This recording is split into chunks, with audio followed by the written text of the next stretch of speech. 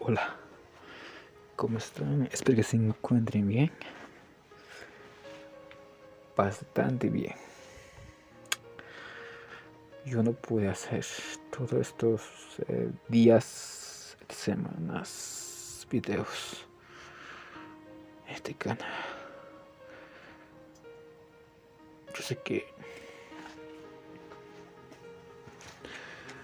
me han extrañado muchos ustedes.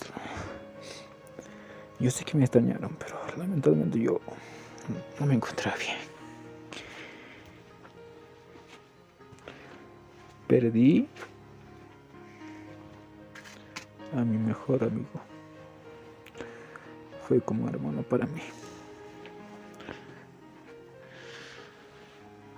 Por eso no tenía ganas de hacer videos para este canal de YouTube. Que estaba en duelo. Ya pasó eso, un accidente de tránsito, ¿no? Motivos, yo sé cómo pasó todo, pero no quería decirles, ¿no? Hay personas que muchos juzgan. Solo quiero decir que jamás encontraré una persona así, un amigo así, jamás encontraré. Habrán, pero nadie será igual como él. Pues, sabemos que una persona muy bueno,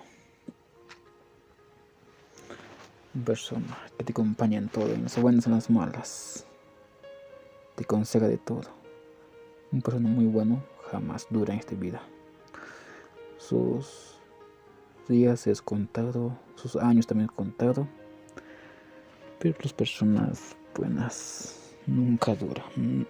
Las personas buenas nunca es para siempre, pero las personas malas en esta vida permanecen hasta sus últimos días sufriendo así. Sabemos cada uno de nosotros. Solo quería decir eso breve. Solo quiero dedicar esta canción a este amigo y algunas frases después de esto.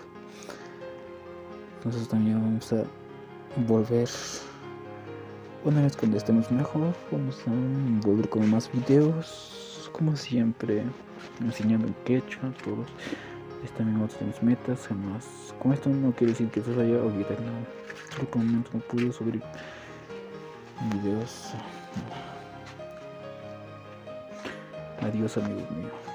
Siempre nos cuidarás a tus seres queridos, a las personas que te hemos apreciado mucho en trabajo y momentos que hemos pasado bien. Esta canción dedicada para ti.